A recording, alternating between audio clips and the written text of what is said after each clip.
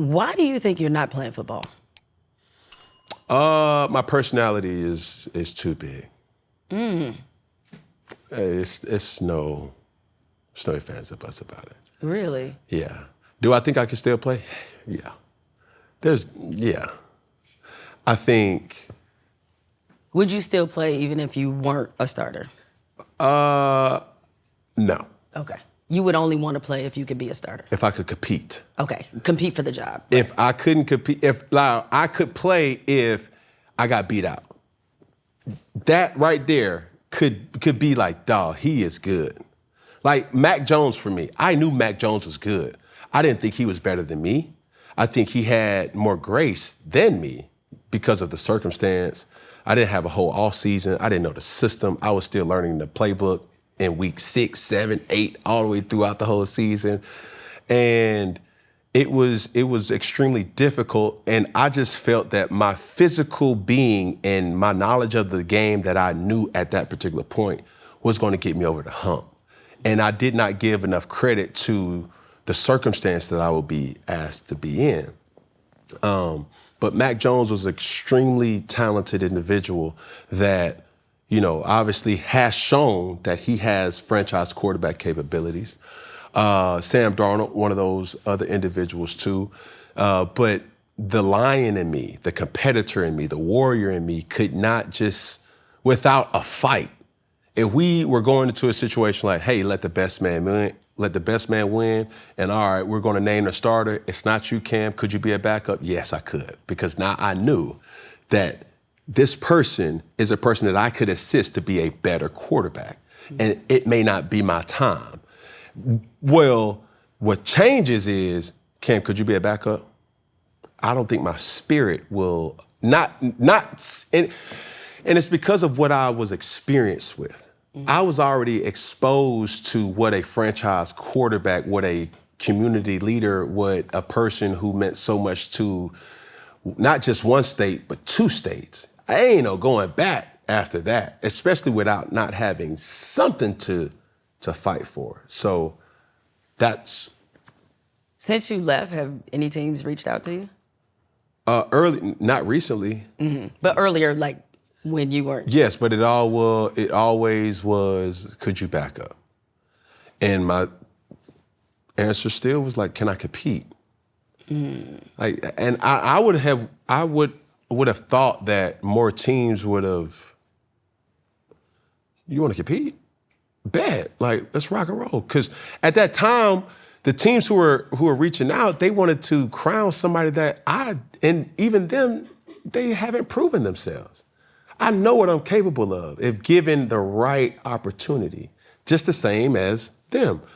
But nowadays, like, I know you can't just get off the couch and be effective in the NFL or any type of professional league. Like, you have to put in the work. And I wasn't not willing to put in the work. I knew the amount of sacrifice that would be needed to be good and even to be great at it. Away from your family, isolated, solely committed to game plan, and you only get a millisecond to take advantage of a mistake. Mm-hmm. Any type of, oh man, dang, I missed him. That's a touchdown. Right. Now you're sacked. The great ones is strip sack. So for me, knowing that in this seat now is like, maybe I'm thinking too much, not realizing what your body has to go through too. When were you at Florida? 2007. That's what I thought. Mm-hmm. Okay. You're a big reason why, to this day, I can't stand Urban Meyer. Why? Because I thought he did you dirty, man. I really did. Wow. And I thought he did you dirty because it was about Tim Tebow. And like, I don't know if that's just a bad perception that I have, but like, because I lived in Florida and I was writing for the Sentinel and granted I left in 2006, but like that whole situation, like to this day, I'm like. The immature me would agree with you. Right. The mature me would give you a different perspective. Okay. I was like, what's the perspective of that I need to have so I can drop my hatred of Urban Meyer? That's the greatest college football player in some people's eyes. Right. He's not, but great player though. Okay. Great player though. Now, granted, I'll say if he's not, he's top 5. Oh, okay. I would rock with that. You'll second that? I would second that. So now, absolutely, if he's the top 5 all-time greatest college football players, I can say that I backed up one of the top 5 most impactful college football players of all time. But keep it real, Cam. You knew you were better than him, right? No. I knew I was. Exactly. So, everybody knew this. But for Urban's sake, and even for Tim's sake, if that's the greatest, what does that say about the recruitment? What does that say about that quarterback room? Because you don't just have 2 stars. That's a planet. You got 2 planets in one quarterback room that universities don't even get an inkling to what that was. The mature me will say, I needed that experience because what Urban kind of curated, what I saw Tebow do and go through, it made me who I inevitably was at Auburn. I seen a person handle stardom. I seen each and every week he would throw or have or count up for 3 or 4 or 5 touchdowns, and it was just like, yo, what's next? All right, boom, working out hard, and being a white guy, you see marks on their body. So you see whelps on his arms, and he wore them like badges of honor, like, yeah, they got me good, but I'm still, it was one of those gladiator type of things. So I'm like, yo, this dude kind of crazy, but dang, I see why people worship him, you know what I'm saying? Because he worked hard and he knew his deficiencies, but it still didn't get to him where it's like, I can't throw the prettiest ball. So, I got Percy Harvin, Aaron Hernandez, Pouncey twins, Bubba Caldwell, Lewis Murray, like all those things. That team was loaded. It's loaded. Yeah. But he still was a valuable piece of that puzzle. So going through what I went through, I would say, please call the dogs off of that, because if we can agree to say it was for a good reason, then it worked out for you. I mean, I'm not. It definitely did. But that was the most surprising thing, because when I left, they probably thought that they would never see me again. I was literally the one that got away. And that's really not a flex for me, because I know Coach Meyer poured into a lot of players that didn't work out. And he would have to sign papers for them to transfer. Now, granted, the transfer situation was completely different in 2007 than it is in 2025. You don't even have to ask the coach's permission. The coaches will find out on Sports Illustrated or Sports Center before you will tell them, right? But during that time, he had to sign off. So he signed off so many transfers, like, all right, man, I remember recruiting you, and I'm sorry it didn't work out, but cool. He gave me the schools that I couldn't go to, and I said, well, for me and my father, we felt that our best opportunity was to go to junior college, to clear anything. Because if we go to junior college, we can go anywhere. We can go to Florida State, Miami, Georgia, you know what I'm saying? None of those schools recruited me in JUCO, but we could go if we had the opportunity to. So that was that. Was I bitter early on? Yeah, I was. I was more bitter the fact that I did not get a national championship ring. So my guilt was, I'm gonna go get my own. And I did. So that's the thing that, if you looking for anything, it was like, yo, he did not allow me to get I'm supposed to have 2 national championships. I was on the team. I went through training camp. I was there during the season. Situation happened, did not get kicked off the team. I was admitted back on the team, but it was like once Tebow came back or made an announcement that he was coming back, that's when I said, nah, the plan is to play. I don't want to be a backup. Like, what am I training for in the offseason? To be a backup? No, I want Tebow to get hurt for me to play? No, because if people who have impacted my life, who backed me up, I didn't want them to think that, man, I hope Cam get concussed or sprain his ankle. That wouldn't be good energy. So. Yeah, it just always read like, it felt like, the question we in the media were asking, like, did he run him off on purpose? And it was like, it felt like he got what he wanted, in the sense of, he wanted Tim Tebow to be the lone guy, and he earned that right, for sure.